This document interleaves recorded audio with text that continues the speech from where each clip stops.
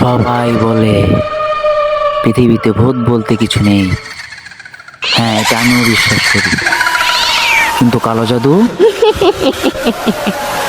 এটা আমার সাথে অনেকবার ঘটেছে, যা ধ্বংস করে দিতে পারে হাজারো মানুষকে, মৃত্যুর কোলে ঠেলে দিতে পারে, মেরে ফেলে হাজারো মানুষকে। যা দেখতে পারবেন এই ভিডিওতে, মানুষের শরীরে আত্মার সংস্পর্শে এসে কিভাবে চোখের চাহনিতে মানুষ মেরে ফেলে। তোমরা কেউ ভয় পেও না।